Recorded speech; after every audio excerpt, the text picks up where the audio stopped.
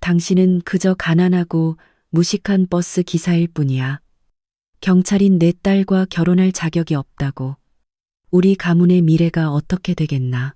안녕하세요, 여러분. 한 평범한 버스 기사가 터미널 한복판에서 사랑하는 여인의 아버지에게 공개적으로 모욕당하는 장면을 상상해 보십시오. 단지 가난하고 어울리지 않는다는 이유만으로 그는 아무 대꾸도 없이 고개만 숙였습니다. 한편 그의 연인인 젊은 여경은 모자 아래로 눈물을 감추고 있었습니다. 그날 모든 사람이 그 버스 기사가 졌다고 생각했습니다.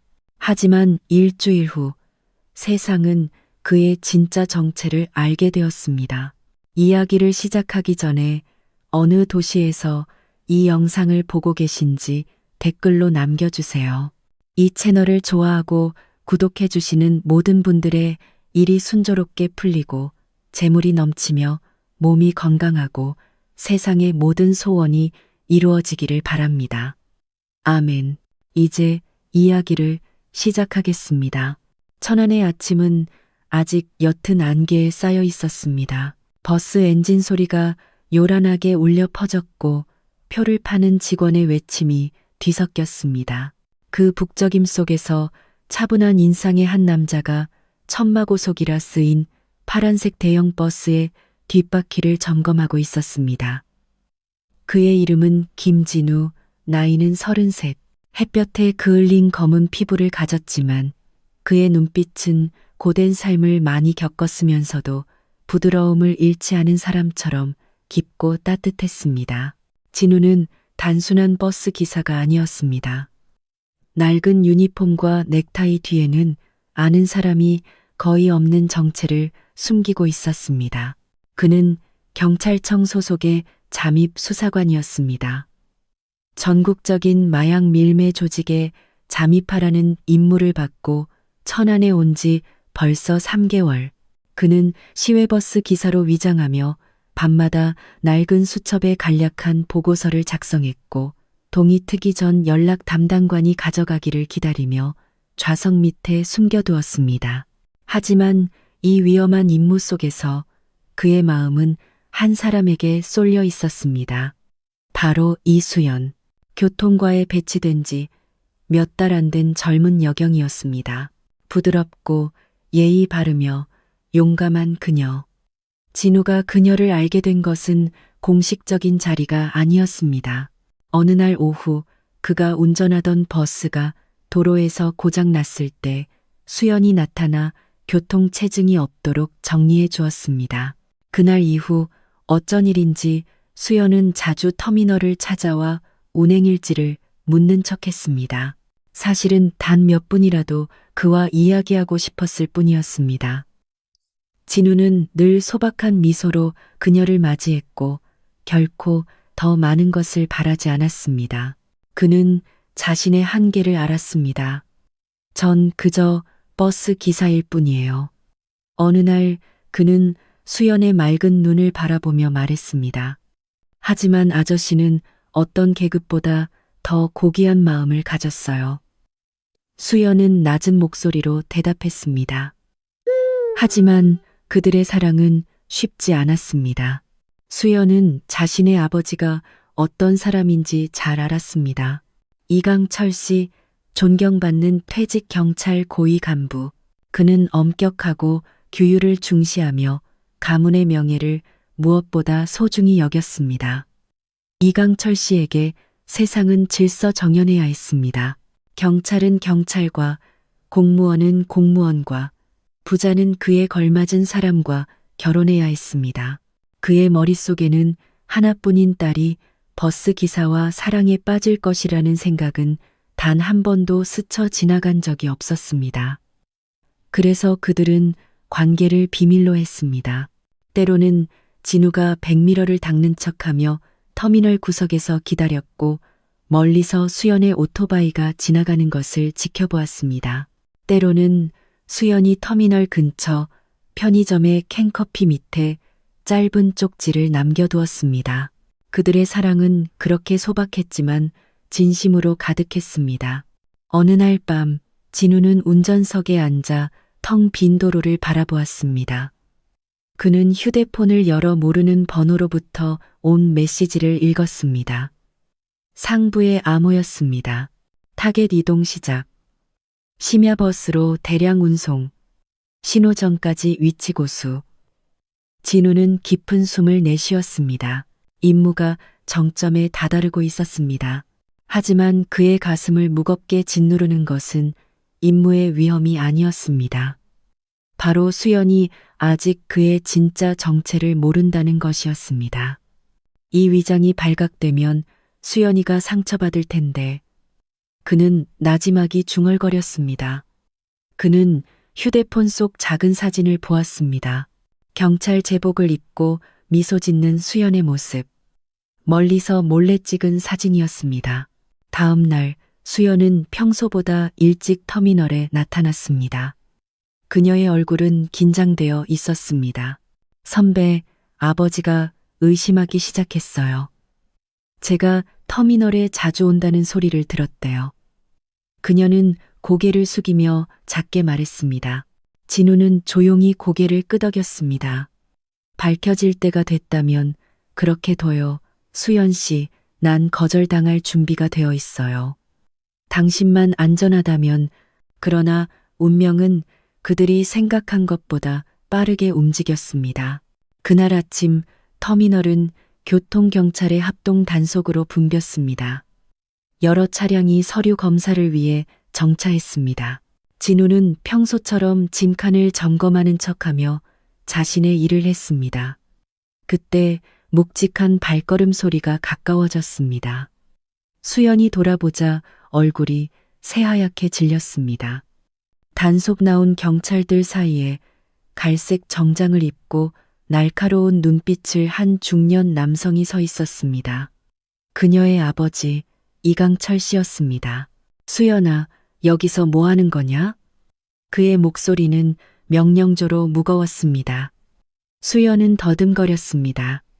아, 아빠, 근무 중이에요. 아침 단속. 이강철 씨의 시선은 몇 미터 뒤에 서 있는 진우에게로 향했습니다. 마침 진우가 운전하던 버스가 멈췄고 진우는 정중히 고개를 숙이며 인사했습니다. 하지만 이강철 씨의 내면에서 무언가 불타오르는 듯 했습니다. 그의 시선은 진우의 머리부터 발끝까지 훑었습니다. 소박한 흰색 유니폼, 햇볕에 그을린 손, 땀으로 얼룩진 얼굴. 당신은 누구요? 그가 거칠게 물었습니다. 김진우입니다. 천안, 부산 노선 버스 기사입니다. 진우는 고개를 숙이며 공손히 대답했습니다. 버스 기사, 목소리가 높아졌습니다. 그런데 너, 수연아, 감히 이자 옆에 서 있어? 사람들이 주목하기 시작했습니다. 시끄럽던 터미널이 점차 조용해졌습니다. 몇몇 직원들은 담배를 피우다 멈췄고 행상인들은 걸음을 멈췄습니다. 모두가 그들을 쳐다보았습니다. 수연은 아버지를 진정시키려 했습니다. 아빠, 제발 여기서 이러지 마세요. 하지만 이강철 씨의 분노는 이미 걷잡을 수 없었습니다. 이런 놈이랑 계속 만나면 더 이상 내 딸이라고 생각 안 할 거다. 넌 경찰이야, 수연아.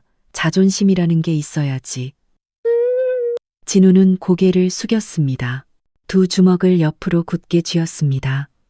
수연은 떨리는 손으로 그의 팔을 잡았습니다. 그녀의 눈에 눈물이 고이기 시작했습니다. 오빠, 그냥 대답하지 마세요. 제발요.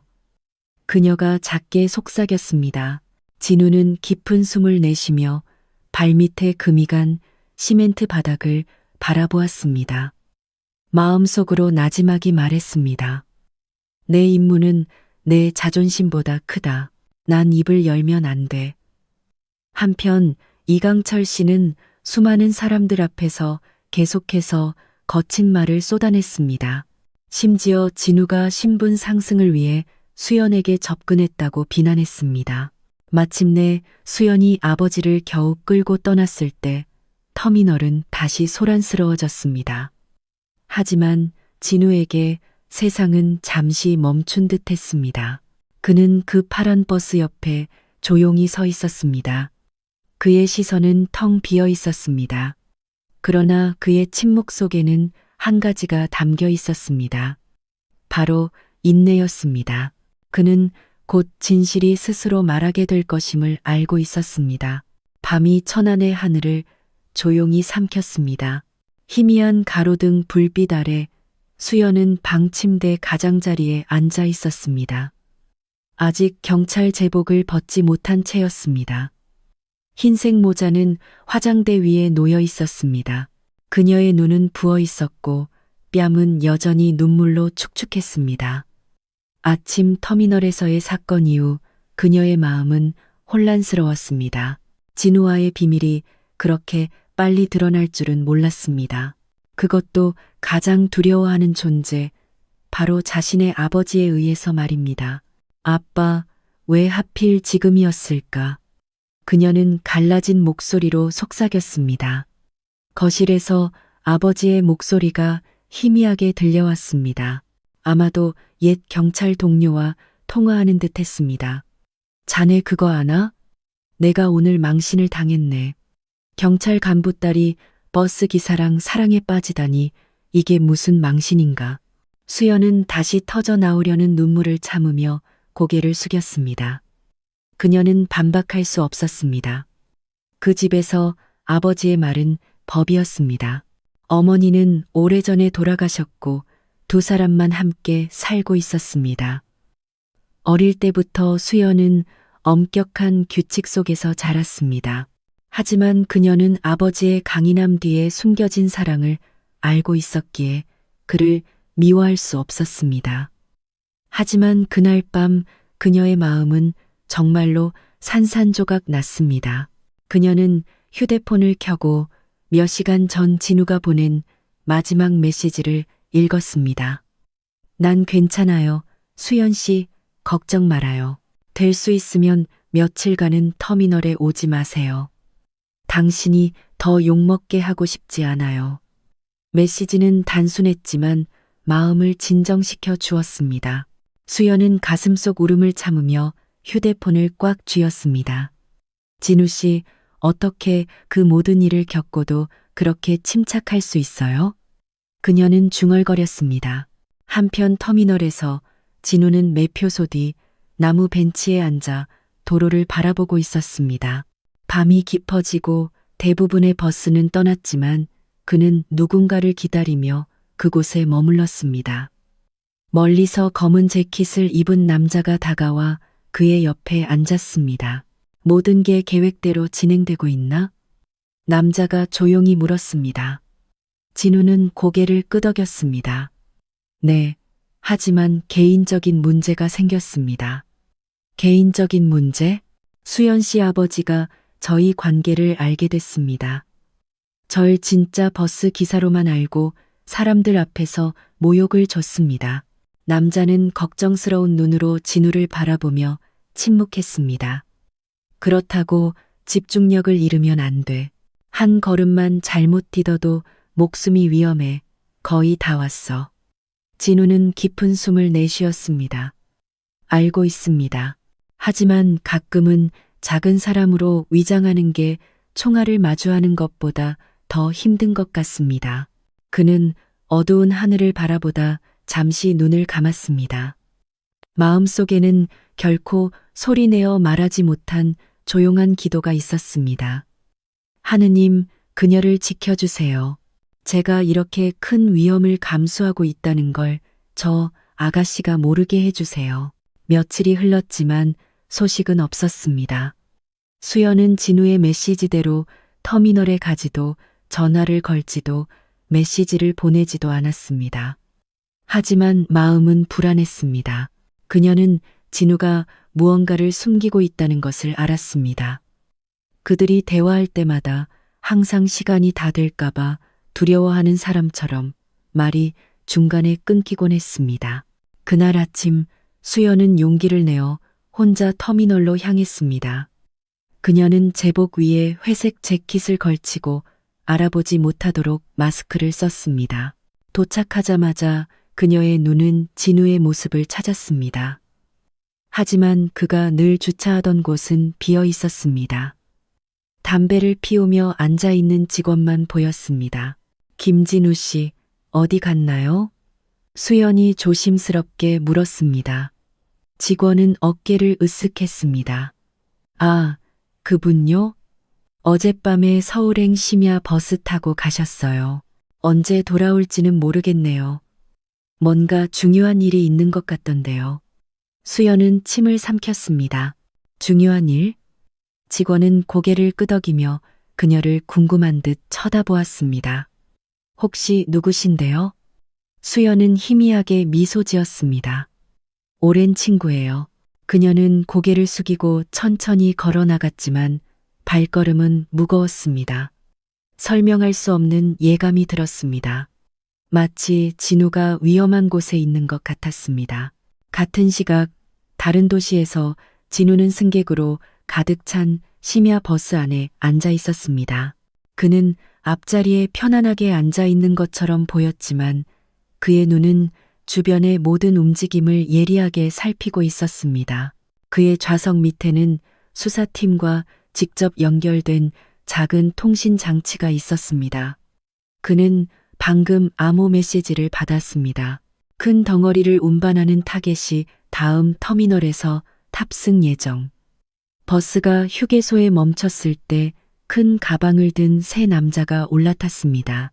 그중 한 명은 떨리는 손으로 표를 들고 있었습니다. 진우는 그들의 표를 확인하는 척하면서 몰래 그들의 가방에 검은색 마커로 표시를 했습니다. 경로 끝에서 기다리는 팀을 위한 신호였습니다. 그날 밤 바람이 거세게 불었습니다. 도로는 어두웠고 차량의 불빛만이 안개를 뚫었습니다. 진우는 핸들을 꽉 잡았지만 마음은 수연의 얼굴로 향했습니다.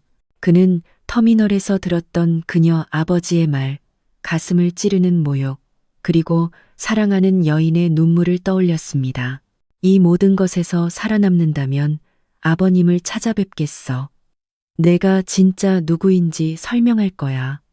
그는 으르렁거리는 엔진 소리 속에서 나지막이 속삭였습니다. 그러나 운명은 그의 인내심을 시험하려는 듯 했습니다. 가는 길에 검은색 세단 한 대가 뒤따라오더니 천천히 추월하여 버스 앞에 급정거했습니다. 무장한 몇몇 남자가 내려 앞 유리를 향해 총을 겨누었습니다. 진우는 브레이크를 힘껏 밟고 재빨리 몸을 숙였습니다. 그는 이것이 오랫동안 기다려온 순간이자 가장 위험한 순간임을 알았습니다. 한편 수연은 악몽 때문에 한밤중에 잠에서 깼습니다. 그녀는 진우가 사이렌 불빛에 둘러싸여 어두운 길 한가운데 서 있는 꿈을 꾸었습니다. 숨이 가빠지고 식은땀이 목덜미를 적셨습니다. 생각할 겨를도 없이 그녀는 휴대폰을 들고 메시지를 입력했습니다. 오빠, 어디에요? 무슨 일 생긴 것 같아 무서워요. 제발 답장 좀 해줘요. 하지만 답장은 없었습니다. 그녀가 아는 것은 설명할 수 없는 두려움으로 심장이 떨리기 시작했다는 것뿐이었습니다. 그리고 천안과 서울 사이의 한적한 도로에서 멀리서 총성이 울려 퍼지기 시작했습니다. 그날 아침 천안의 공기는 평소보다 더 뜨겁게 느껴졌습니다. 하늘은 흐렸지만 태양은 구름을 억지로 뚫고 나와 먼지 쌓인 터미널 바닥을 태우는 듯 했습니다.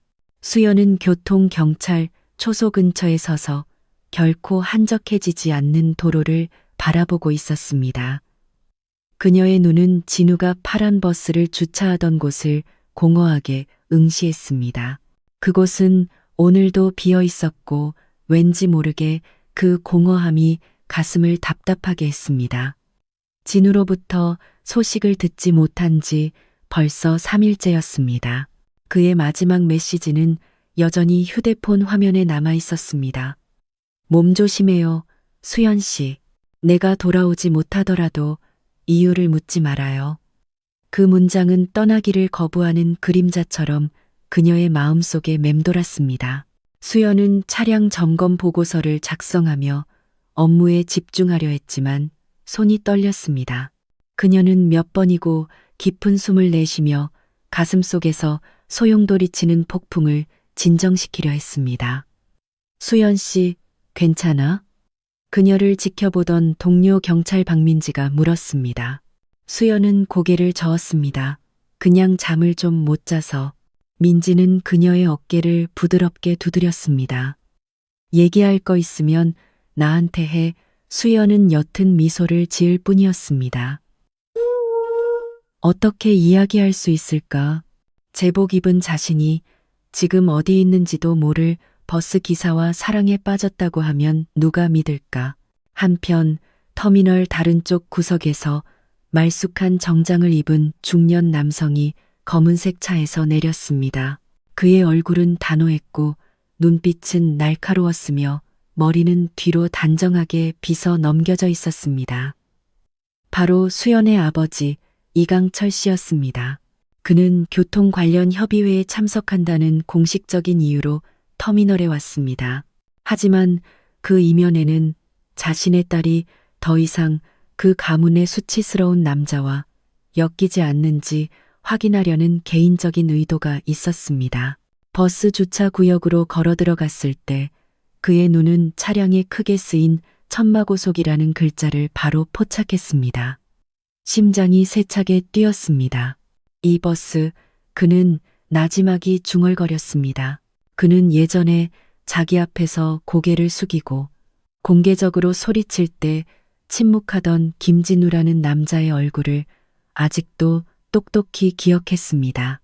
우연히도 그 버스 근처에 수연이 동료와 함께 서 있었습니다. 이강철 씨는 단호한 걸음으로 다가갔습니다. 수연아, 그가 큰 소리로 불렀습니다. 수연은 깜짝 놀라 돌아보았습니다. 아빠, 여긴 어쩐 일이세요? 어쩐 일이냐고? 내가 너한테 물어야지. 여기서 또 뭐 하는 거냐? 아직도 망신당한 게 부족해. 이 장소에 서 있는 거냐? 그의 목소리는 높고 단호해서 수연의 동료들은 불편한 듯 고개를 숙였습니다. 민지가 중재하려 했습니다. 아버님, 죄송합니다. 수연이가 지금. 하지만 이강철 씨는 손을 들어 그 말을 막았습니다. 됐다. 걔 편들 필요 없어. 수연은 차오르는 눈물을 참으며 깊은 숨을 내쉬었습니다. 아빠, 제발 사람들 앞에서 이러지 마세요. 사람들이 보든 말든 상관없. 네가 누구 딸인지 알게 해줘야지. 내가 딸을 버스기사나 사랑하도록 키우지 않았다는 걸 저들이 알아야 해. 그 말은 채찍처럼 수연의 마음을 후려쳤습니다. 터미널의 분위기는 갑자기 조용해졌습니다. 평소 시끄럽던 엔진 소리와 직원들의 호루라기 소리마저 멈춘 듯 했습니다. 사람들은 서로 곁눈질하며 수군거리기 시작했습니다. 그리고 바로 그때 버스 뒤편에서 누군가 천천히 나타났습니다. 흰색 유니폼에 파란 넥타이, 낯익은 얼굴, 진우였습니다. 그의 얼굴은 지쳐 보였지만 눈빛은 여전히 따뜻했습니다. 그는 수연을 흘끗 본 뒤 그녀의 아버지에게로 시선을 돌렸습니다. 아무 말 없이 그는 정중히 고개를 숙였습니다. 안녕하십니까, 아버님. 그가 차분한 목소리로 말했습니다. 이강철 씨는 그를 날카롭게 쏘아보았습니다. 네가 감히 내 앞에 다시 나타나? 지나가던 길입니다, 아버님. 버스가 새벽에 막 도착해서요. 점잖은 척 그만둬. 네가 여기 온 속셈을 내가 모를 줄 아나? 너 같은 놈들이 어떻게 내 딸의 동정심을 사려 하는지 내가 모를 것 같아? 수연이 앞으로 나서려 했습니다. 아빠, 제발 그만하세요. 그 사람은 잘못 없어요. 하지만 아버지는 또다시 그녀의 손을 거칠게 뿌리쳤습니다.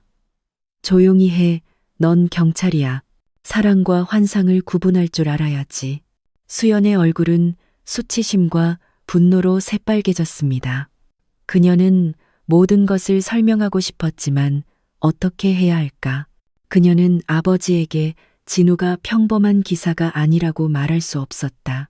그녀는 진우에게 비밀 임무가 있다는 것을 알았고 그것은 자신조차 더 깊이 알면 안 되는 무언가였다. 진우는 잠시 눈을 감았다가 나지막이 말했다. 제가 나타나서 아버님을 화나게 해드렸다면 죄송합니다. 하지만 누구에게도 망신을 줄 생각은 없었습니다. 이강철 씨는 비웃었다. 정말 망신 주기 싫다면 내 딸 앞에 다시는 나타나지 마. 너희는 사는 세상이 달라. 침묵, 바람이 멀리서 들려오는 경적 소리를 실어날랐다. 진우는 다시 고개를 숙였다. 네, 아버님, 알겠습니다. 그는 천천히 돌아서서 멀어져 갔다. 그의 발걸음 하나하나가 무겁게 느껴졌다. 수연은 그를 쫓아가려 했지만 아버지가 그녀의 팔을 세게 잡아당겼다. 수연아, 이제 그만해. 만약 계속 저놈이랑 엮이면 넌 더 이상 내 딸이 아니야. 그 말은 그녀가 지금까지 들었던 어떤 말보다 더 깊이 가슴을 찔렀다. 수연의 눈물이 마침내 쏟아져 내렸다. 그녀는 줄지어 늘어선 버스들 사이로 점점 멀어져가는 진우의 뒷모습을 바라볼 수밖에 없었다. 마침내 그의 모습이 배기가스 연기 뒤로 사라졌다. 그날 오후 터미널의 조용한 작은 방에서 수연은 무릎을 끌어안고 앉아 있었다. 그녀는 더 이상 사람들의 시선을 신경 쓰지 않았다. 민지가 생수를 가져다 주었지만 그녀는 거절했다. 수연아, 힘내야지. 민지가 부드럽게 말했다. 수연은 고개를 저었다. 그녀의 목소리가 떨렸다. 난 그냥 그가 알았으면 좋겠어. 난 그가 누구든 상관없어. 난 그냥 그 사람과 정당한 방식으로 함께하고 싶을 뿐이야. 근데 왜 모두들 제복과 재산만 보는 걸까? 다른 곳 터미널에서 멀리 떨어진 검은 차 안에서 누군가가 그 상황을 감시하고 있었다. 귀에 헤드셋을 낀 남자가 작은 마이크에 대고 말했다. 타겟, 터미널 구역으로 복귀. 대상 김진우, 임무에 따라 위치 고수 중. 상황은 안전하나 여자친구 가족 측으로부터 압박이 있음. 반대편에서 차가운 목소리가 답했다. 내버려둬, 개입하지 마. 이번 주 배송건에만 집중해. 그 이후엔 모든 게 명확해질 거야. 밤이 내렸다. 좁은 월세방에서 진우는 혼자 바닥에 앉아 지갑에 넣어둔 수연의 작은 사진을 바라보고 있었다. 옆에 작은 탁자 위에서 무전기가 희미하게 지지직거렸다. 김진우, 보고, 마약 배송은 이번 주 일요일 밤 내 버스를 통해 이루어질 것으로 확인됨. 준비 태세 유지. 팀은 안성 분기점에서 검거할 예정. 그는 눈을 감았다. 길고 무거운 숨을 내쉬었다. 알겠습니다. 팀장님, 준비하겠습니다. 하지만 무전기를 끄기 전 그는 수연의 사진을 다시 한번 바라보았다. 수연 씨, 미안해요. 지금은 모든 걸 설명할 수 없지만 나중에 시간이 나를 대신해 말해줄 거예요. 밖의 하늘은 점점 어두워지고 있었다. 마치 거대한 폭풍이 앞에서 기다리고 있다는 신호처럼. 그 폭풍은 그의 임무뿐만 아니라 수연과의 사랑 관계마저 뒤흔들 것이었다. 그날 아침 터미널은 인산인해를 잃었다. 버스들이 쉴 새 없이 오갔다. 승객을 찾는 직원들의 외침과 서로 울려대는 경적이 뒤섞였다. 디젤유 냄새와 길거리 먼지가 공기를 가득 메웠다. 하지만 그 북적임 속에서도 모든 사람의 시선을 끄는 한 지점이 있었다. 젊은 버스 기사가 조용히 고개를 숙인 곳. 그의 앞에는 화로 얼굴이 붉어진 노인이 서 있었다. 고함 소리가 크게 울려 퍼졌다. 내 말 똑똑히 들어, 젊은이. 내 딸이 네가 넘볼 만한 사람이라고 생각하나? 그 점잖은 얼굴로 내 가난을 숨길 수 있을 거라고 생각해? 그 목소리는 수연의 아버지 이강철 씨의 것이었다. 그의 목소리는 높았고 억제되지 않은 분노로 가득했다. 그의 얼굴은 굳어 있었고 목에 핏대가 섰다. 그의 뒤에는 수연이 굳은 채 서서 진우를 향해 날카롭게 손가락질하는 아버지의 팔을 잡고 있었다. 아빠, 제발 여기서 이러지 마세요. 수연이 애원하듯 말했다. 하지만 아버지는 그 손을 무시하고 뿌리쳤다. 넌 가만히 있어. 사람들이 네가 누굴 선택해서 우리 가문을 망신시키는지 듣게 해줘야 해. 몇몇 터미널 직원들과 기사들이 걸음을 늦추기 시작했다. 어떤 이들은 버스 옆에 서서 유리를 닦는 척했지만 사실은 귀를 기울이고 있었다. 커피를 팔던 상인은 보온병을 내려놓고 걱정스러운 얼굴로 쳐다보았다. 진우는 여전히 고개를 숙이고 있었다.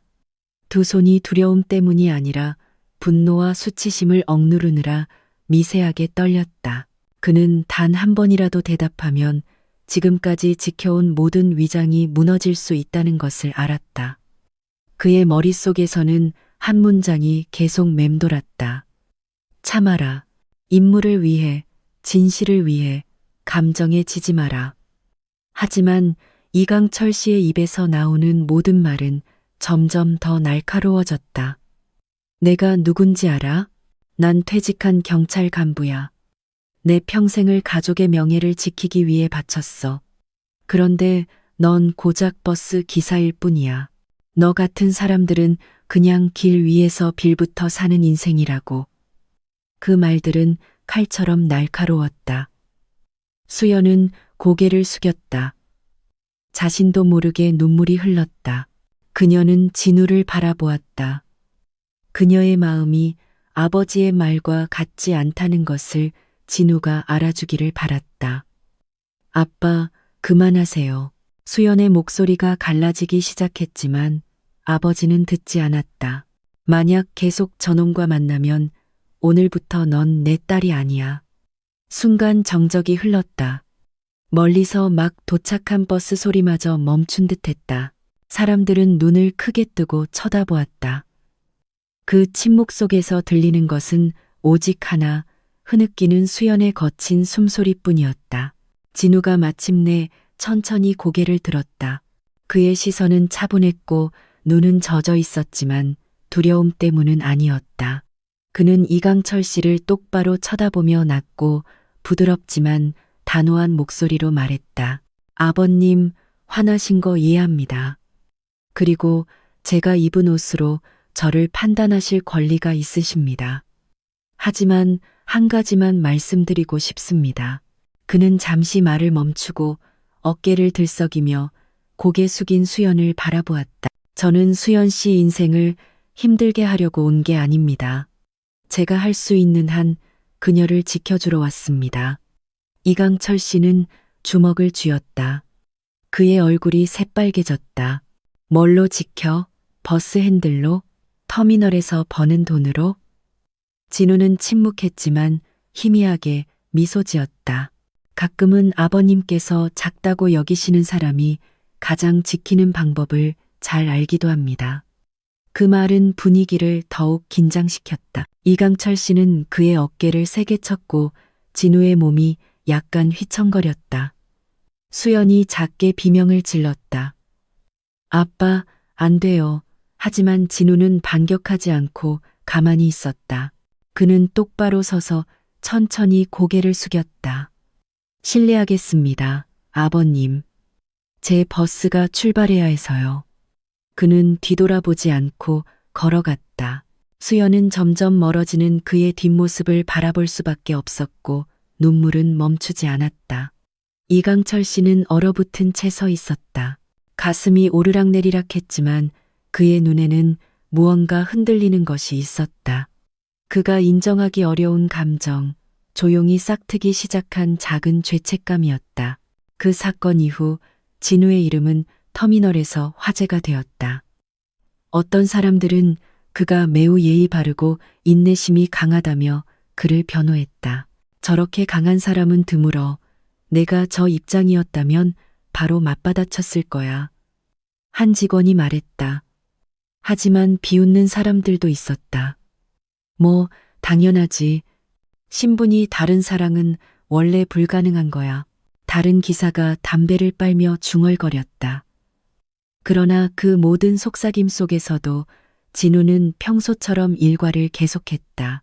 그는 여전히 아침 일찍 출근했고 버스를 점검했으며 누구에게나 미소로 인사했다. 하지만 그 평온함 뒤에는 그의 마음이 소용돌이치고 있었다. 밤에 그의 작은 월세방에서 그는 거울 앞에 앉아 자신의 얼굴을 바라보았다. 뺨에는 낮에 들었던 고함 소리에서 비롯된 작은 상처가 있었다. 그는 주머니에서 손수건을 꺼냈다. 연한 파란색의 작은 천, 그것은 수연의 것이었다. 그는 그것을 천천히 쥐고 나지막이 말했다. 미안해요, 수연 씨. 약속할게요. 이 모든 게 끝나면 버스 기사가 아니라 당신에게 어울리는 남자로 찾아갈게요. 집에서 수연은 눈이 부은 채 거실 의자에 앉아 있었다. 이강철 씨는 맞은편에 앉아 있었다. 그의 얼굴은 어두웠다. 두 사람 사이에는 아무 말도 오가지 않았다. 오랜 침묵 끝에 수연이 조용히 입을 열었다. 아빠, 진우 씨는 아빠가 생각하는 그런 사람이 아니에요. 그는 좋은 사람이에요. 아빠가 아직 그를 잘 모를 뿐이에요. 이강철 씨는 그녀를 날카롭게 쳐다보았다. 그만, 이 집에서 그놈 이름은 더 이상 듣고 싶지 않아. 하지만 아빠, 그만하라고 했다. 그 고함은 밤의 정적을 깨뜨리며 울려 퍼졌다. 수연은 천천히 일어나 아무 말 없이 자기 방으로 들어갔다. 하지만 문을 닫기 전 그녀는 거의 들리지 않을 정도로 작게 속삭였다.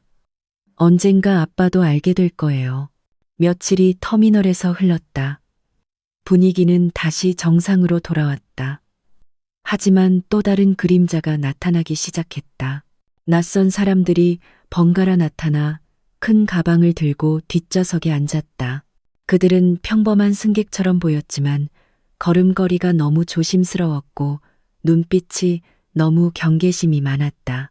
그리고 그날 밤 마지막 버스가 서울을 향해 출발할 준비를 할 때 진우는 그 차량 앞에 서 있었다. 그는 승객들을 한 명 한 명 쳐다보며 모든 움직임을 주시했다. 그의 주머니 속 작은 무전기에서 상사의 목소리가 희미하게 들려왔다. 타겟은 그들 중에 있다. 작전은 오늘 밤 시작된다. 분기점 전까지 접촉하지 말고 조용히 있어. 진우는 운전대를 잡았다. 그의 눈은 앞을 똑바로 응시했다. 하지만 그의 마음속에는 부드러운 미소와 확신에 찬 눈을 가진 수연의 얼굴이 다시 떠올랐다. 날 위해 기도해줘요, 수연 씨. 그는 나지막이 중얼거렸다. 이 모든 게 성공하면 약속할게요. 사과하러 가는 것뿐만 아니라 허락을 구하러 갈게요. 그리고 굉음과 함께 버스는 밤을 뚫고 달리기 시작했다. 그는 몰랐다. 운명이 이미 큰 놀라움을 준비하고 있었다는 것을. 그가 지금까지 숨겨온 모든 비밀을 드러낼 놀라움을. 밤은 기이한 정적으로 천안을 덮었다. 멀리서 귀뚜라미 소리만이 지친 대지에 무언가를 속삭이듯 울려 퍼졌다. 그의 좁은 월세방에서 진우는 낡은 나무 책상 앞에 홀로 앉아 있었다. 책상 위 희미한 램프가 깜박이며 그의 지친 얼굴에 부드러운 빛을 반사했다. 그는 막 열어본 갈색 서류철 하나를 바라보고 있었다. 그 안에는 사진들과 이동 기록, 그리고 그가 쫓고 있는 마약상 몇 명의 초상이 담겨 있었다. 그들 중 한 얼굴이 낯익었다. 예전에 그의 버스 승객석에 앉았던 교활한 눈빛의 검은 옷을 입은 남자였다. 그 사진을 든 그의 손이 떨렸다. 역시 그들이 다시 움직이기 시작했군. 그는 중얼거렸다. 그는 차분하게 서류철을 덮었다. 하지만 그의 가슴 속에서는 설명하기 힘든 긴장감이 들끓었다. 그의 임무는 단순한 위장이 아니었다. 그는 이 조직이 지금까지 법망을 피해온 거대 조직과 직접 연결되어 있다는 것을 알았다. 그리고 이제 그 모든 책임이 그의 어깨에 달려 있었다. 모두가 얕잡아 보는 한 명의 버스 기사에게. 한편 집에서 수연은 침울한 얼굴로 거실에 앉아 있었다. 터미널에서의 사건 이후 며칠이 지났다. 아버지는 이제 침묵했지만 마음은 여전히 완고했다. 하지만 수연은 가만히 있을 수 없었다. 단호한 얼굴에 아버지가 지나갈 때마다 그녀의 가슴은 더욱 답답해졌다. 그녀는 진우가 무언가를 숨기고 있다는 것을 알았지만 그것은 아버지가 비난하는 거짓말이 아니었다.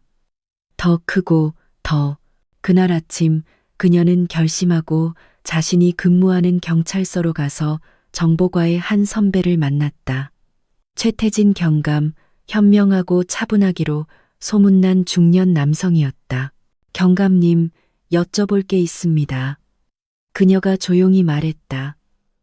최 경감은 앉으라고 권하며 고개를 끄덕였다. 뭔가? 이순경? 혹시 시외버스 기사로 위장한 정보 요원이 있습니까? 그 질문에 남자는 그녀를 오랫동안 쳐다보았다. 몇 초간의 침묵이 영원처럼 길게 느껴졌다. 왜 그런 걸 묻나? 수연은 입술을 깨물었다. 그냥 궁금해서요, 경감님. 최 경감은 바로 대답하지 않았다. 그는 사무실 주변을 둘러보며 다른 사람이 없는지 확인했다. 그리고 나서 그는 조용히 말했다. 만약 현장에 있는 누군가와 가깝다면 당분간은 관여하지 마. 자네가 생각하는 것보다 훨씬 더 큰 일이 벌어지고 있어. 그 말은 차가운 칼처럼 수연의 마음에 깊이 박혔다. 그녀는 더 묻고 싶었지만 남자는 일어나 그녀의 어깨를 가볍게 두드렸다. 믿어봐. 만약 그가 좋은 사람이라면 진실은 때가 되면 밝혀질 거야. 수연은 고개를 끄덕일 수밖에 없었지만 마음속 불안은 더욱 커져만 갔다. 진우 씨, 당신은 도대체 누구예요? 그날 밤 진우가 운전하는 버스는 안성 분기점에서 멈췄다. 밤바람이 그의 얼굴을 스쳤지만 마음은 편치 않았다.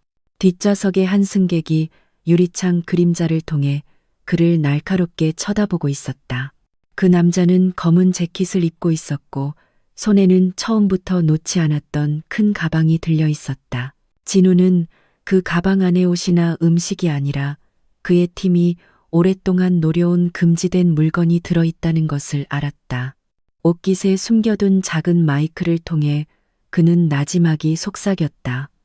팀장님, 타겟 탑승 완료. 큰 뱀이 움직이기 시작했습니다. 반대편에서 희미한 목소리가 답했다. 계속 감시해. 팀은 62km 지점 휴게소에서 대기 중. 물리적 접촉은 하지 마. 버스는 다시 출발했다. 길은 어두웠고 전조등만이 안개를 뚫었다. 진우는 집중하려 했지만 뒷좌석에서 들려오는 발소리에 의심이 들었다. 그는 백미러를 통해 쳐다보았다. 검은 옷을 입은 승객이 일어나 앞쪽으로 걸어오고 있었다. 기사 양반, 잠깐 멈춰줄 수 있어? 그가 무미건조한 톤으로 말했다. 진우는 흘끗 쳐다보았다. 조금만 더 가면 휴게소가 있습니다, 손님. 하지만 남자는 이상한 미소를 지으며 진우의 얼굴을 날카롭게 쳐다보았다. 당신 평범한 기사는 아닌 것 같군. 비웃음이 섞여 있었다. 진우의 피가 멎는 듯했다. 그는 재빨리 눈을 굴려 백미러의 반사를 살폈다. 뒤에 있던 다른 두 남자도 움직일 준비를 하듯 일어섰다. 순식간에 조용하던 버스 안의 분위기는 긴장감으로 바뀌었다. 팀장님, 진우가 마이크를 통해 나지막이 속삭였다. 신분이 노출된 것 같습니다. 저들이 알고 있습니다. 그가 말을 마치기도 전에 작은 총성이 들렸다. 실제 총알은 아니었지만 마취탄이었다. 그중 하나가 창문을 뚫고 한 승객의 머리를 스칠 뻔했다.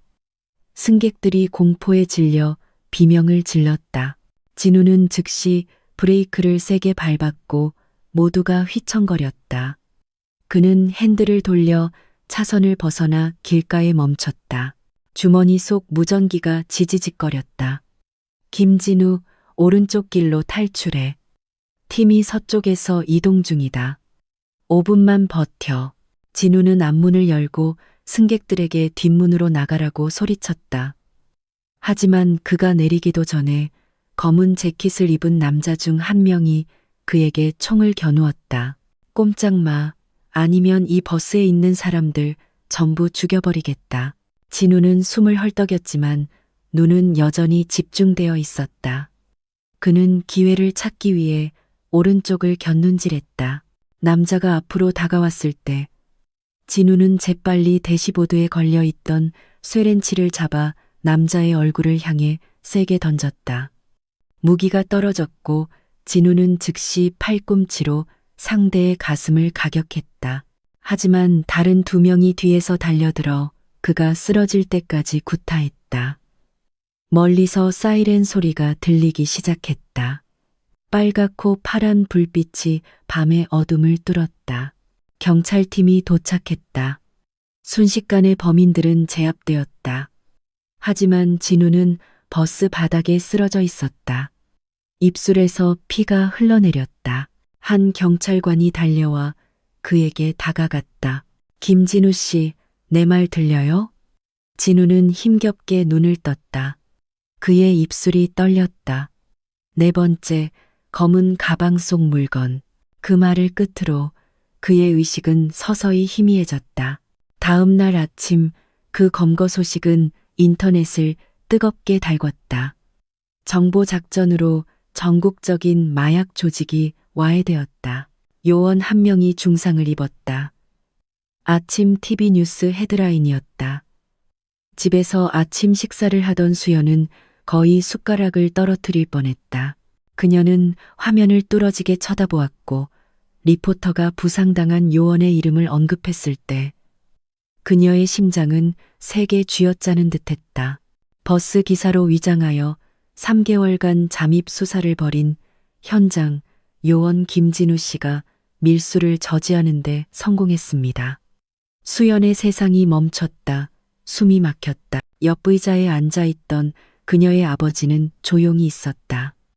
그의 눈은 천천히 화면을 바라보다가 TV 속 얼굴을 쳐다보았다. 예전에 그가 공개적으로 모욕했던 남자의 얼굴. 그가 가난하고 비천하며 미래가 없다고 생각했던 남자. 이제 모든 사람이 그를 거리의 영웅이라 불렀다. 수연은 천천히 일어섰다. 한마디 말도 없이 그녀는 방으로 들어가 재킷을 집어들고 집을 나섰다. 이강철 씨는 멀어지는 딸의 뒷모습을 바라보았지만 입술이 떨렸다. 가슴 속에서 무언가 무너져 내렸다. 숨막히는 죄책감. 하느님 맙소사, 그는 나지막이 속삭였다. 내가 사람을 오직 그가 입은 옷으로만 판단했구나. 그리고 멀리서 구급차 사이렌 소리가 희미하게 들려왔다. 부상당했지만 여전히 미소 짓는 사람을 싣고, 왜냐하면 그는 마침내 진실이 보이기 시작했다는 것을 알았기 때문이다. 발걸음 소리가 경찰병원 복도를 급하게 울렸다. 소독약 냄새가 코를 찔렀고 당직실에서 풍겨오는 커피 향과 뒤섞였다. 복도 끝 한 여경이 치료실 문 앞에서 떨리는 손으로 서 있었다. 눈은 부어 있었고 얼굴은 창백했다. 바로 수연이었다. 그녀는 거의 30분 동안 그곳에 서 있었지만 안으로 들어갈 용기가 나지 않았다. 문 뒤에는 그녀가 오랫동안 사랑해온 남자가 약하게 누워 있었다. 아버지가 모욕했던 남자, 멸시당할 때 침묵했던 남자, 버스기사 유니폼 뒤에 거대한 비밀을 숨기고 있었던 남자. 한 간호사가 진료 기록을 들고 방에서 나왔다. 환자분 가족이신가요? 수연은 침을 삼키고 천천히 고개를 끄덕였다. 네, 가까운 친구예요. 간호사는 부드럽게 미소 지었다. 상태는 안정적이에요. 왼쪽 어깨 상처는 그다지 깊지 않아요. 하지만 의사 선생님 말씀으로는 현장에서 피를 너무 많이 흘렸다고 하네요. 며칠간은 절대 안정이 필요해요. 간호사가 떠나자 수연은 깊은 숨을 내쉬고 마침내 문을 천천히 밀었다. 방 안은 조용했다. 심장 박동 측정기에 느리고 부드러운 소리만 들렸다. 침대 위 진우는 어깨에 붕대를 감고 누워 있었다. 얼굴은 창백했지만 평화로워 보였다. 수연은 다가가 침대 옆 의자에 앉았다. 그녀의 손은 진우의 차가운 손가락을 만질 때 떨렸다. 오빠, 그녀가 나지막이 속삭였다. 왜 처음부터 당신이 누구인지 말하지 않았어요? 왜 내가 수치심 때문에 계속 울게 내버려 뒀어요? 눈물이 참을 수 없이 흘러내렸다. 그녀는 진우의 얼굴을 오랫동안 바라보다가 씁쓸하게 미소 지었다. 알고 보니 당신은 평범한 버스 기사가 아니었네요, 오빠. 당신이야말로 진짜 수호자였어요. 몇 시간 후 복도에서 또 다른 발걸음 소리가 들렸다. 방문이 천천히 열리고 문지방에 이강철 씨의 모습이 나타났다. 그의 표정은 달랐다. 더 이상 분노도 오만도 없었다. 남은 것은 깊은 죄책감과 후회뿐이었다. 그는 딸이 진우의 침대 옆에 앉아 있는 것을 보고 얼어붙은 채 서 있었다. 수연이 돌아보았다. 아빠, 노인은 깊은 숨을 내쉬었다. 아빠, 들어가도 되겠니? 수연은 천천히 고개를 끄덕였다. 이강철 씨는 다가갔다. 그의 시선은 침대에 누워있는 남자의 모습에 고정되었다. 그의 손은 이불 가장자리를 만질 때 떨렸다. 이 사람이 그 사람이구나. 수연은 고개를 숙였다. 네, 아빠, 진우 씨예요. 몇 초간의 침묵, 모니터 소리만이 방을 채웠다.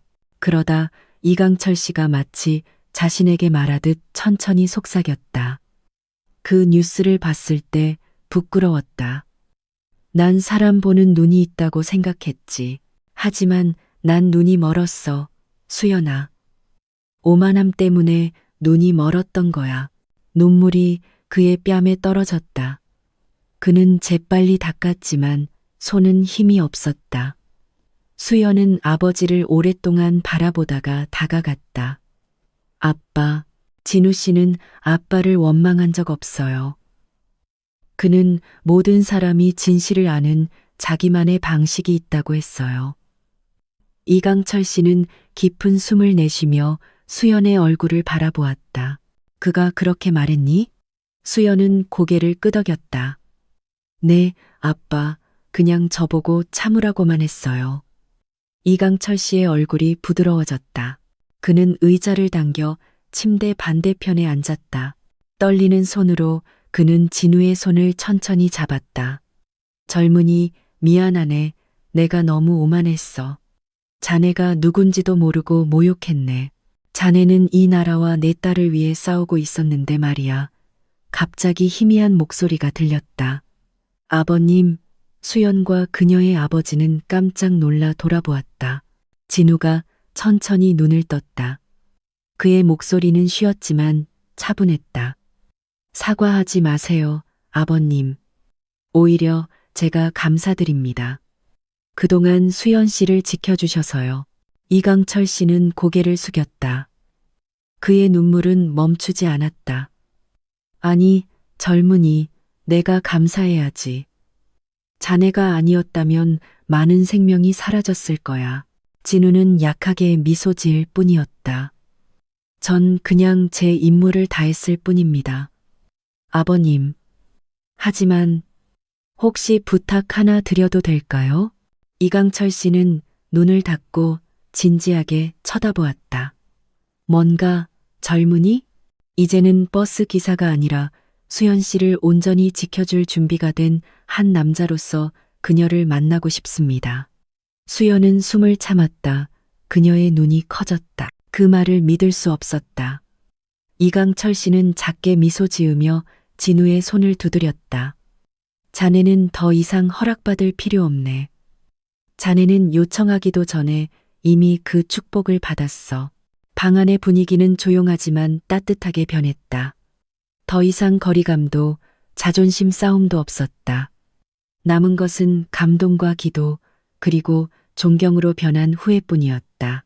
며칠이 흘러 작전 성공 소식은 도시 전체로 퍼져나갔다. 언론은 그것을 심야 노선 작전이라 불렀다. 버스 기사로 위장한 한 명의 요원 덕분에 경상도 최대의 마약 조직이 와해되었기 때문이다.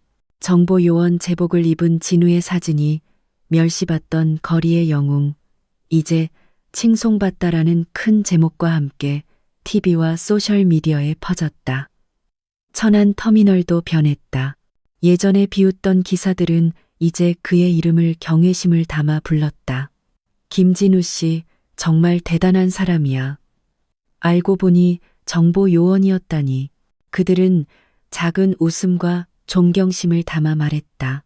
그리고 그 북적임 속에서 수연은 막 병원에서 퇴원한 진우를 데리러 왔다. 그녀는 진우가 예전에 운전하던 버스와 같은 색인 짙은 파란색 재킷을 가져왔다. 오빠, 집에 가요. 그녀가 부드럽게 말했다.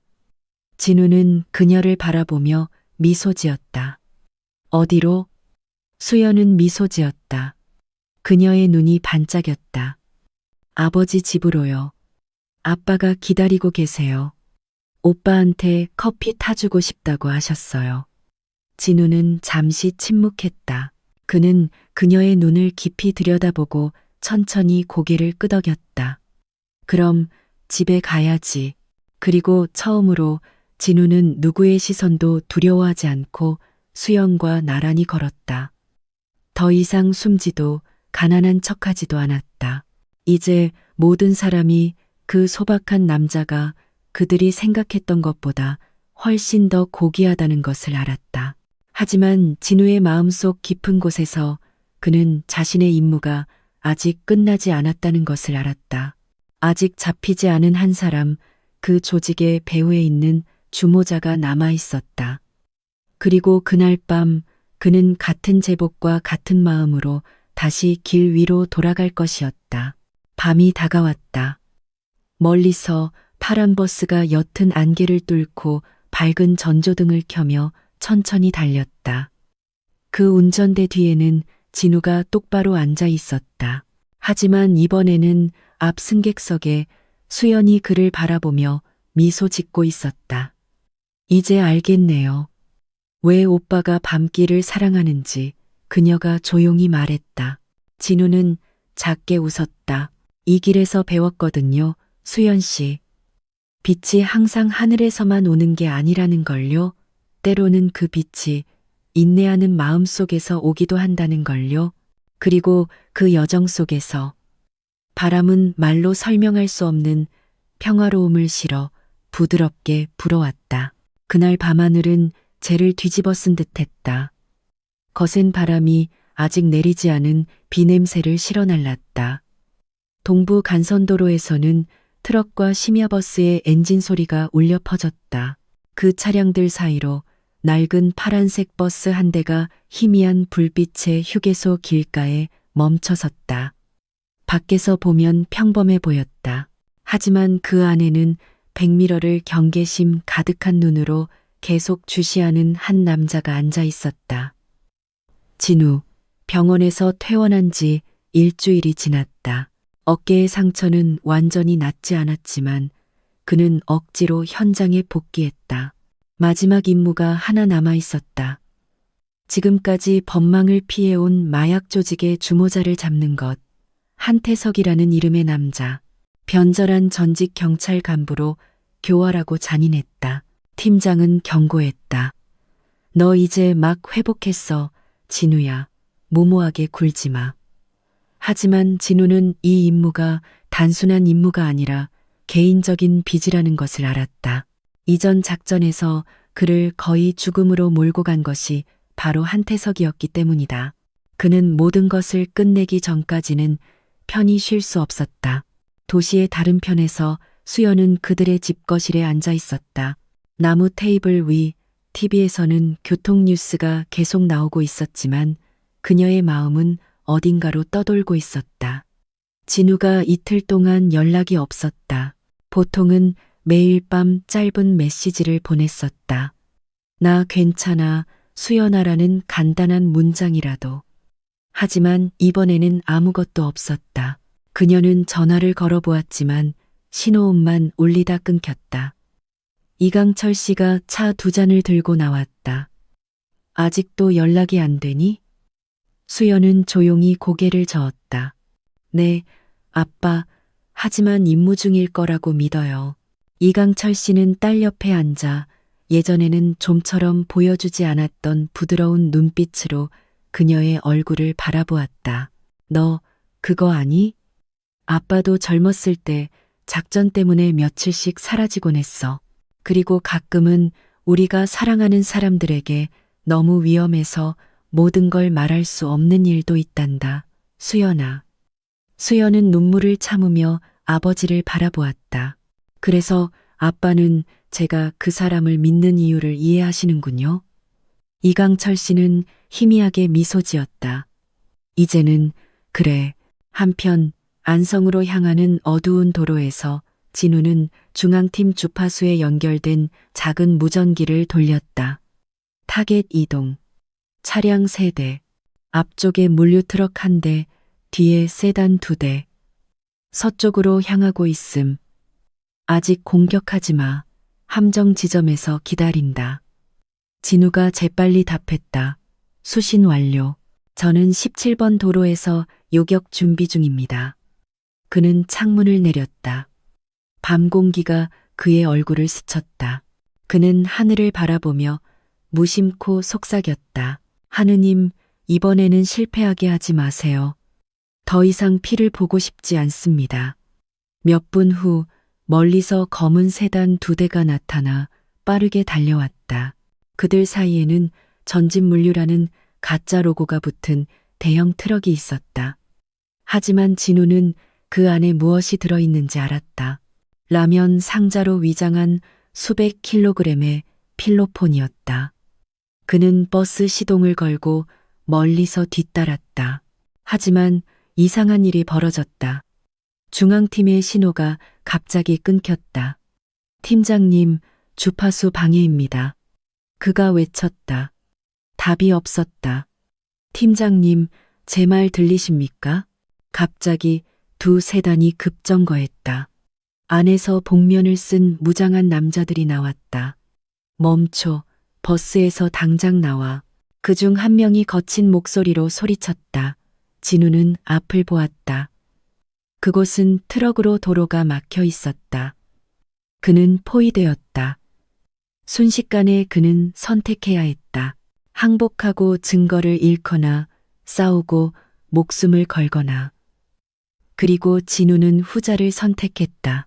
그는 가속 페달을 끝까지 밟아 앞에 장애물 트럭을 들이받았다. 거대한 충돌음이 울려 퍼졌고 앞유리가 깨지고 쇠가 부딪히는 소리가 요란했지만 버스는 몇 미터 더 나아가다 완전히 멈췄다.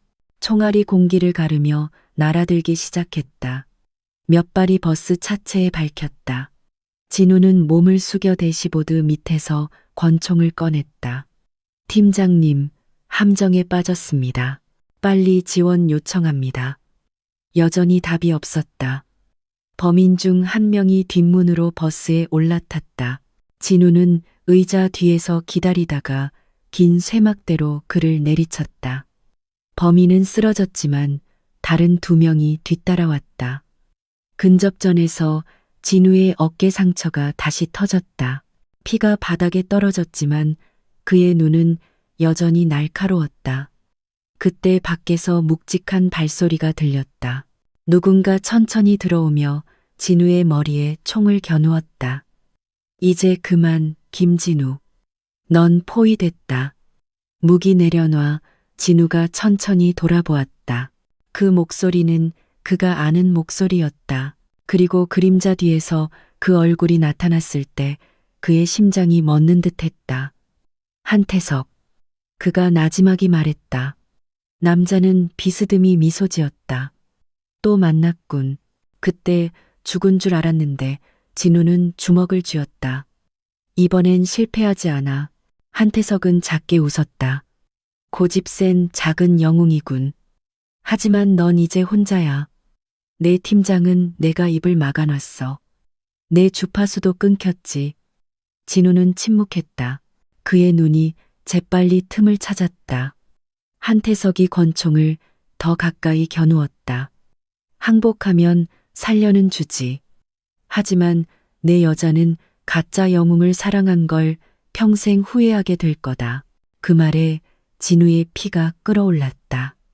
한순간의 빠른 동작으로 그는 그 권총을 쳐내고 한태석의 배를 가격했다. 두 사람은 버스 바닥에 뒹굴며 희미한 불빛 속에서 격렬하게 싸웠다. 총성이 밤을 갈랐다. 몇 시간 후 하늘이 밝아오기 시작했다. 도로를 따라 경찰차가 줄지어 서 있었다. 사이렌이 울리고 현장 주변에는 노란색 통제선이 쳐졌다. 경찰들 사이에서 한 지휘관이 구급차에 다가갔다. 부상자는 중상이지만 생명에는 지장 없습니다. 한 구급대원이 보고했다. 주범은 서쪽으로 도주했습니다. 지휘관은 고개를 숙였다.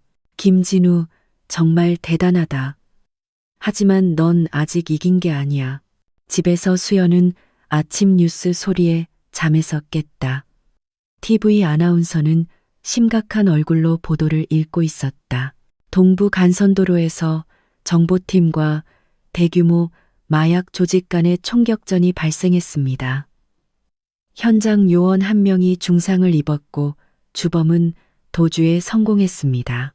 수연은 화면을 쳐다보았다. 몸이 떨렸다. 또 그 얼굴. 먼지투성이 제복을 입은 진우. 어깨에서 피가 흘렀지만 그의 눈은 후송될 때 카메라를 똑바로 응시하고 있었다. 그녀는 억누를 수 없는 흐느낌을 참으며 입을 막았다. 오빠, 왜 멈추지 않는 거예요? 이강철 씨가 그녀 뒤에 서서 어깨에 손을 얹었다. 그와 같은 임무는 멈출 수 없기 때문이야. 수연아, 김진우 같은 사람은 위험에서 도망치기 위해 태어난 게 아니라 그 앞에 서기 위해 태어난 거야. 오후 합동작전본부에서 진우는 현장 치료실에 앉아 있었다. 어깨에는 붕대가 감겨 있었고 얼굴은 창백했지만 그의 눈은 테이블 위 지도를 응시하고 있었다.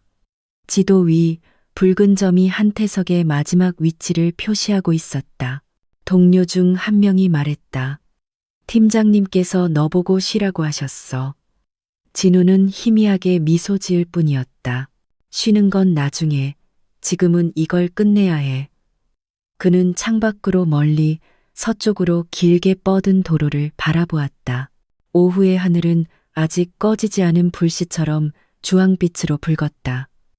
그리고 그의 침묵 속에서 진우는 다음 임무가 훨씬 더 위험할 것이라는 것을 알았다. 하지만 그 피로감 뒤에서 그는 마음속에서 부드러운 목소리를 들었다. 난 오빠를 믿어요. 무사히 돌아와요. 그 목소리는 수연의 그림자 같았고 멀리서도 그를 계속 감싸주는 기도 같았다. 새벽이 막 천한 하늘에 동이 텄다. 길은 아직 한산했다. 안개가 시야의 일부를 가렸고 아침 공기는 평소보다 더 차갑게 느껴졌다. 흰색으로 칠해진 작은 집 안에서 수연은 지친 눈으로 거실에 앉아 있었다. 밤새 잠을 이루지 못했다. 그녀의 머릿속은 어깨에 상처를 입고 피를 흘리면서도 용기 있게 앞을 똑바로 응시하던 진우의 얼굴로 가득 차 있었다. 그녀 앞에 TV에서는 아침 뉴스가 나오고 있었다. 어젯밤 동부 간선도로 총격 사건에서 정보요원 김진우 씨가 수십억 원 상당의 마약 밀수를 저지하는 데 성공했습니다. 그러나 주범 한태석은 도주에 성공했습니다. 그 이름에 수연은 눈을 감았다. 한태석. 그녀는 예전에 비밀 회의실에서만 거론되던 내부 보고서에서 그 이름을 알고 있었다. 도주하여 자신만의 조직을 만든 전직 고위 간부. 누구보다 항상 한 발 앞서 있어 잡기 힘든 남자. 하지만 이번에는 달랐다. 그는 부상을 입었고 진우는 그가 어디에 숨을지 아는 유일한 사람이었다. 낮 합동작전본부는 긴장감이 감돌았다. 경찰관들이 지도와 모니터 화면으로 가득 찬 큰 방에 모였다. 팀장이 화면에 디지털 지도를 가리키며 빠르게 말했다. 한태석이 언론을 이용해 역공을 펼치고 있다. 오늘 아침 한 온라인 채널에서 불법 방송이 있었다. 그들은 김진우의 이름과 얼굴, 주소까지 공개했다. 방 안의 모든 사람이 이제 영상 조각을 보여주는 화면을 쳐다보았다. 한태석의 얼굴이 비웃는 미소와 함께 나타났다. 여러분은 그가 영웅이라고 생각합니까? 아닙니다. 그는 배신자입니다. 그는 길 위에서 위장했을 뿐만 아니라 그를 믿었던 사람들을 배신했습니다. 그를 아는 모든 사람은 조심해야 합니다. 그 같은 사람은 당신 옆에 있을 수도 있습니다. 한태석의 목소리는 무서운 웃음으로 끝났다. 그 영상은 모든 소셜미디어에 퍼져 엄청난 파장을 일으켰다. 김진우라는 이름이 실시간 검색어에 올랐다. 일부는 그를 영웅이라 불렀지만 다른 일부는 한태석의 거짓말에 선동되었다.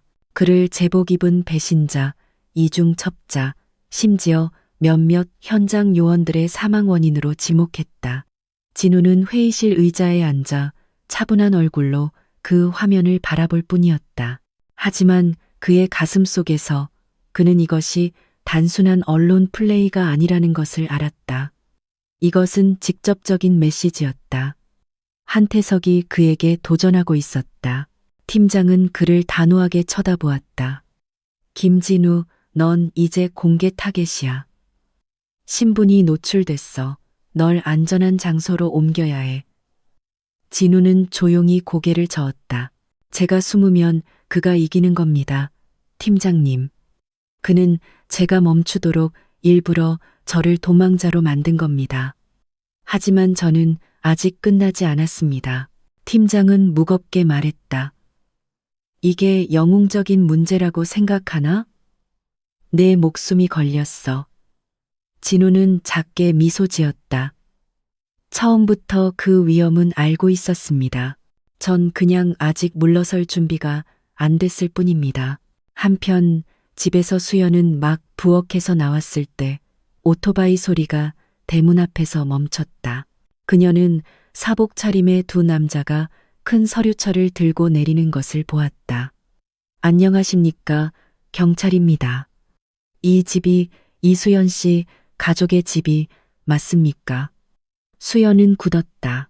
네, 접니다. 무슨 일이시죠? 한 경찰관이 서류를 건넸다.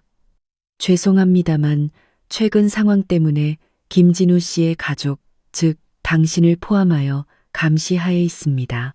적대 세력이 당신에게 연락하거나 위협을 가할 가능성이 있습니다.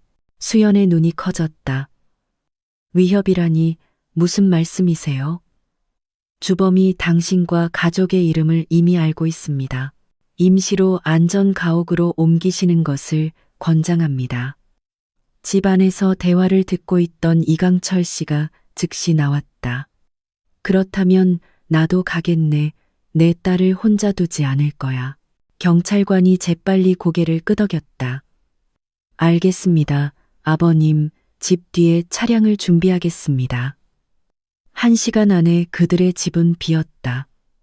문은 잠겼고 창문은 닫혔다. 오직 정적만이 남았다. 그날 오후 도시 외곽의 작은 본부에서 진우는 물류 창고에 홀로 앉아 있었다. 그는 이제 벽에 걸린 흰색 버스 기사 유니폼을 바라보고 있었다. 그 제복은 그에게 단순한 옷이 아니었다. 그것은 투쟁의 상징이었고 인내의 상징이었으며 임무 뒤에 숨겨야 했던 사랑의 상징이었다. 동료 정보 요원 한 명이 갈색 봉투를 들고 들어왔다.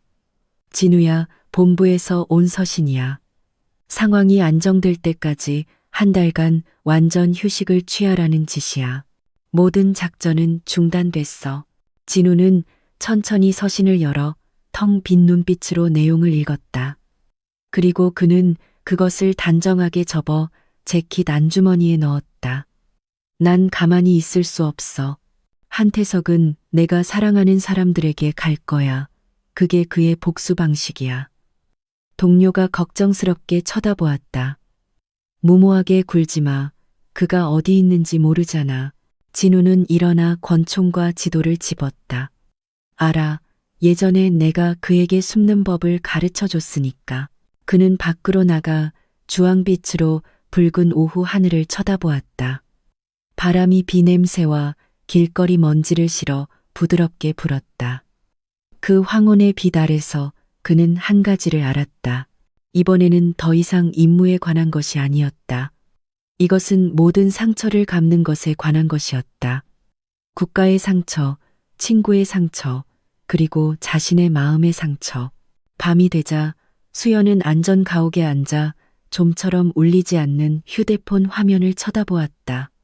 그녀는 긴 메시지를 썼다가 다시 지웠다. 마침내 그녀는 간단한 문장을 썼다. 오빠, 지금 어디에 있든 난 믿어요. 하지만 제발 다시는 사라지지 마세요. 난 계급 같은 거 신경 안 써요. 그냥 오빠가 돌아왔으면 좋겠어요. 그녀는 전송 버튼을 눌렀다. 하지만 메시지는 전송되지 않았다. 신호가 끊겼다. 갑자기 전기가 나가고 방은 완전히 어두워졌다. 밖에서 발소리가 들렸다. 느리지만 확실하게. 이강철 씨가 재빨리 일어나 손전등을 켜고 테이블에 놓아둔 작은 권총을 집었다. 수연아, 뒤로 가. 그가 나지막이 속삭였다. 하지만 수연이 뛰기도 전에 창문 밖에서 큰 소리가 들렸다. 유리가 깨지고 램프가 깨졌다. 그리고 검은 그림자가 안으로 뛰어들었다. 수연은 비명을 질렀지만 누군가 뒤에서 그녀의 입을 막았다. 이강철 씨는 그 그림자를 향해 총을 쐈지만 움직임이 너무 빨랐다. 갑자기 앞문이 세게 열렸고 거기에는 분노의 찬 얼굴과 어두운 눈을 한 형상이 서 있었다. 이 기회를 오랫동안 기다렸다. 그 목소리는 무겁고 차가웠다. 경찰의 딸이자 정보요원의 애인이라. 완벽한 선물이군. 한태석이었다. 멀리 떨어진 시외 도로에서 진우의 차 안무전기가 희미하게 지지직거렸다. 교환원의 목소리가 다급하게 들어왔다. 김진우. 안전가옥 위치가 공격받았다. 한태석이 수연 씨 가족의 위치를 알 가능성이 있다. 진우는 브레이크를 세게 밟고 생각할 겨를도 없이 차를 돌렸다. 좌표 위치 지금 바로 보내. 그가 떨리는 목소리로 외쳤다. 전송 중이다. 하지만 조심해. 그들의 신호가 아직 활성화되어 있다. 상관없어. 진우가 재빨리 말을 끊었다. 그들이 다치게 놔두지 않을 거야. 그는 가속 페달을 끝까지 밟았다. 타이어가 끽끽거리는 소리를 냈고 전조등이 밤의 어둠을 뚫었다. 그의 눈에는 오직 하나의 그림자만 남아 있었다. 수연. 그리고 그의 마음속에서는 하나의 기도가 울려 퍼졌다. 하느님, 이번에는 제 시간에 도착하게 해주세요. 밤은 더욱 깊어졌다. 멀리서 사이렌 소리가 들리기 시작했다. 하늘은 잿빛이었고 거센 바람이 비와 피 냄새를 실어날랐다. 그리고 번개가 치는 섬광 사이로 한 대의 차가 모든 것을 바꿀 운명을 향해 질주하고 있었다. 밤은 무자비하게 쏟아지는 폭우에 휩싸여 빠르게 내려앉았다. 천안 외곽의 한 안전 가옥에서는 불이 모두 꺼졌고 가끔씩 번개가 칠 때마다 엉망이 된 거실을 비쳤다. 창문 유리는 박살났고 커튼은 찢어졌으며 차가운 공기가 젖은 흙냄새와 먼지를 섞어 들어왔다. 이강철 씨는 그 방 한가운데 서 있었다. 숨이 가빴다. 한 손에는 작은 권총을 쥐고 있었다. 다른 한 손으로는 관자놀이에서 흐르는 피를 막고 있었다. 한편 방구석에서는 수연이 함께 피신했던 여성 간호사와 함께 옷장 뒤에 숨어 있었다. 복도 앞에서 무거운 구둣발 소리가 들렸다. 마치 모든 걸음을 즐기는 사람처럼 천천히 조용히 다가왔다. 이강철.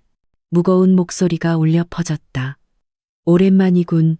우리가 이런 상황에서 다시 만날 줄은 몰랐는데.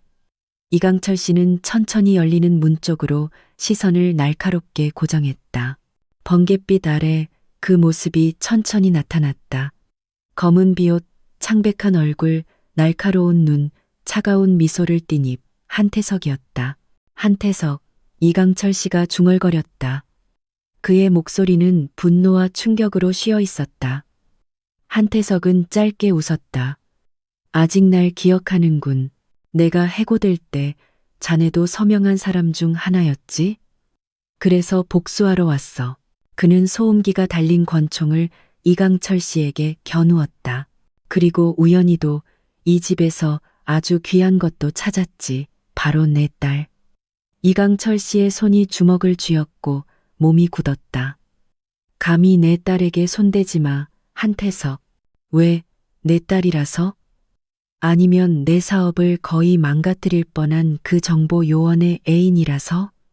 한태석은 작게 웃고는 수연이 숨어 있는 옷장 쪽으로 걸어갔다. 수연은 숨을 참았다. 떨리는 손으로 소리를 내지 않으려 입을 막았다. 하지만 한태석은 그 옷장 바로 앞에서 멈췄다. 그의 얼굴에 비스듬한 미소가 걸렸다. 내가 그녀가 어디 숨었는지 모를 줄 알았나? 이강철 씨가 즉시 총을 쐈다. 2번, 탕, 탕. 하지만 한태석은 재빨리 콘크리트 기둥 뒤로 몸을 피했다. 한 발이 그의 어깨를 스쳤지만 그는 여전히 똑바로 서 있었다. 그의 얼굴은 더욱 차가워졌다. 아직 총 솜씨는 여전하군, 이강철 씨. 그가 모욕적인 톤으로 말했다. 안타깝게도 당신 손은 예전의 나처럼 안정적이지 않아. 그가 맞받아 총을 쐈다. 유리가 깨지고 파편이 흩날렸으며 큰 소리가 집 전체에 울려 퍼졌다. 이강철 씨는 몸을 숙여 소파 뒤로 기어가며 적절한 사격 각도를 찾으려 했다. 가슴이 오르락내리락하고 숨이 거칠었지만 그의 시선은 흔들리지 않았다. 그는 이것이 더 이상 임무에 관한 것이 아니라는 것을 알았다. 이것은 오랫동안 그의 마음을 괴롭혔던 후회에 관한 것이었다. 만약 오늘 밤 죽는다면 적어도 그는 예전에 존중하지 않았던 사람을 지키다 죽는 것이었다. 한태석. 그가 비와 천둥 소리 속에서 외쳤다. 네가 원하는 게 내 죽음이라면 그렇게 해. 하지만 내 딸은 건드리지 마. 한태석은 그를 날카롭게 쳐다보았다. 난 내 목숨 따위는 필요 없어, 이강철. 난 그냥 네가 고통스러워하는 걸 보고 싶을 뿐이야. 네가 사랑하는 모든 것이 하나씩 사라지는 걸 네가 목격하게 하고 싶어. 수연은 더 이상 참을 수 없었다. 그녀는 숨어있던 곳에서 나와 외쳤다. 우리 아빠 괴롭히지 마. 한태석이 재빨리 돌아보았다. 그의 어두운 눈이 가늘어졌다. 아, 사랑스러운 딸이 드디어 나왔군. 그가 권총을 겨누었지만 방아쇠를 당기기도 전에 밖에서 다른 소리가 들렸다. 급정거하는 차 소리, 문이 세차게 닫히고 빗속을 뚫고 달려오는 발소리, 그리고 번갯빛 속에서 집을 향해 달려오며 외치는 한 남자의 모습이 나타났다. 수연 씨, 아버님, 그 목소리는 진우의 것이었다. 순간 총성이 연달아 울려 퍼졌다. 탕, 탕, 탕. 진우는 문을 뛰어넘어 즉시 벽 뒤로 몸을 숨긴 한태석을 향해 총을 쐈다. 집 거실에서 격렬한 전투가 벌어졌다. 나무 파편이 날아다니고 의자가 쓰러졌으며 공기는 연기와 먼지로 가득 찼다. 수연 씨, 숨어요. 진우가 다시 총을 쏘며 외쳤다. 수연은 아버지에게 달려가 그를 큰 옷장 뒤로 끌어당겼다. 아빠, 조금만 참으세요. 상처에서 피가 나요. 하지만 이강철 씨는 고개를 저을 뿐이었다. 관자놀이에서 피가 흘러내렸다. 괜찮아, 수연아. 내가 아직 서 있을 수 있는 한 저놈이 널 건드리게 놔두지 않을 거야. 전투는 치열하게 계속되었다. 한태석은 위층 계단으로 이동하며 총을 쐈다. 혼자 오다니 용감하군, 김진우. 네가 날 이길 수 있을 거라고 생각해? 진우는 무미건조하지만 불꽃 튀는 목소리로 맞받아쳤다. 이기러 온 게 아니야. 죗값을 치르게 하러 왔지. 갑자기 총알이 유리를 뚫고 진우의 어깨를 강타했다. 그는 바닥에 쓰러져 고통을 참으며 이를 악물었다. 수연이 비명을 질렀다. 오빠, 이강철 씨는 다리가 후들거렸지만 일어섰다. 그는 떨어진 진우의 권총을 집어들고 한태석을 향해 달려갔다. 내가 외면했던 모든 죄를 위해 그가 외쳤다. 탕! 총알이 벽을 뚫고 한태석의 어깨를 맞췄다. 그는 몇 걸음 물러섰다. 그의 얼굴이 굳어졌다. 하지만 그가 반격하기 전에 진우가 다시 일어섰다. 한 번의 총격이 무기를 쥔 한태석의 손을 정확히 맞췄다. 권총이 바닥으로 튕겨나갔고 남자는 쓰러졌다. 차가운 타일 바닥에 피가 흘렀다. 정적. 들리는 것은 밖의 거센 비와 아직 버티고 있는 세 사람의 숨소리뿐이었다. 수연은 바닥에 쓰러진 진우를 끌어안고 달려갔다. 오빠, 또 다쳤어요? 진우는 희미하게 미소 지었다. 괜찮아. 당신들이 무사한 게 중요해. 이강철 씨가 그들 옆에 무릎을 꿇고 진우의 어깨를 잡았다. 그의 얼굴은 후회로 가득했다. 젊은이, 미안하네. 내가 자네를 잘못 봤어. 자네는 이 제복을 입었던 나보다 더 고귀해. 30년 동안. 진우는 조용히 고개를 저었다. 그렇게 말씀하지 마세요, 아버님. 아버님이 아니었다면 수연 씨는 이렇게 강하지 못했을 겁니다. 눈물이 이강철 씨의 눈에서 떨어졌다. 처음으로 그토록 강인했던 남자가 예전에 모욕했던 사위 앞에서 고개를 숙였다. 그는 진우의 손을 굳게 잡고 나지막이 말했다. 오늘 밤부터 자네는 더 이상 우리 가족의 구원자일 뿐만 아니라 내 아들이야, 진우야. 밖에서 경찰 사이렌이 울리기 시작했다. 지원팀이 도착했다. 경찰관들이 들것을 가져와 부상자를 구하고 중상을 입었지만 아직 살아있는 한태석을 체포했다. 수연은 문지방에 서서 눈물이 고인 채 그 모든 것을 지켜보았다. 비는 여전히 거세게 내렸지만 그녀의 가슴은 따뜻했다. 그녀는 그 폭풍이 마침내 끝났다는 것을 알았다. 총알 때문이 아니라 오만함을 이긴 정직함 때문이었다. 이강철 씨가 그녀 옆에 서서 어깨를 부드럽게 잡았다. 수연아, 아빠가 틀렸었다. 하지만 이번에는 아빠는 감사하단다. 네가 올바른 남자를 선택해서. 수연은 구급차에 실려가는 진우를 바라보았다. 그의 얼굴은 창백했지만 작은 미소가 여전히 입가에 머물러 있었다. 그는 수연을 향해 바라보며 마치 나 괜찮아라고 말하듯 약하게 손을 들었다. 수연의 눈물이 마침내 떨어졌다. 하지만 이번에는 슬픔 때문이 아니라 감사함 때문이었다. 그날 아침 천안의 태양은 어젯밤 비가 남긴 안개 뒤에서 부드럽게 빛났다. 공기는 상쾌했고 나무잎은 여전히 젖어 있었으며 새들은 울창한 터미널 나무 위에서 시끄럽게 노래했다. 터미널은 평소처럼 다시 활기를 띠었다. 직원들이 승객을 찾는 외침, 상인 아주머니들, 그리고 커피숍 지붕 아래서 농담을 주고받는 기사들. 하지만 그날 아침의 분위기는 달랐다. 그 북적임 속에서 모든 사람이 잠시 멈춰서게 만드는 무언가가 있었다. 천마고속이라 쓰인 파란색 버스 주차장을 향한 시선. 그 버스는 2주 전 큰 사건 이후 오랫동안 운행되지 않았다. 이제 처음으로 그 버스가 원래 자리에 위풍당당하게 다시 서 있었다. 그리고 그 버스 앞에는 새로운 제복을 입은 진우가 서 있었다.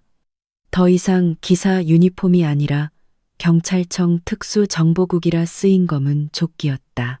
그의 가슴에는 명예 훈장이 달려 있었다. 어깨의 상처는 아물기 시작했지만 흉터는 여전히 희미하게 보였다. 몇몇 기사와 직원들이 반짝이는 눈으로 다가왔다. 김진우 씨, 정말로 터미널에 돌아온 거예요? 진우는 따뜻하게 미소 지었다. 이 터미널은 제 집입니다. 저에게 인내를 가르쳐 준 곳을 잊을 수 없죠. 그 목소리에 주변 사람들이 모여들었다. 어떤 이는 그의 어깨를 두드렸고 어떤 이는 자랑스럽게 그를 껴안았다. 당신 때문에 우리가 부끄러웠어요. 예전에는 당신을 그냥 평범한 기사로만 알았는데 알고 보니 진우는 작게 웃었다. 저는 여전히 기사입니다. 아저씨. 다른 점이 있다면 이제는 제 승객이 누구인지 안다는 거죠. 그들 사이에 웃음이 터졌다. 예전에 그가 모욕당했던 터미널은 이제 그가 존경받는 장소가 되었다. 얼마 후 검은색 차 한 대가 터미널 앞에 멈췄다. 안에서 손에 나무 지팡이를 든 중년 남성이 내렸다. 그의 얼굴은 단호했지만 이번에는 입가에 부드러운 미소가 걸려 있었다. 이강철 씨였다.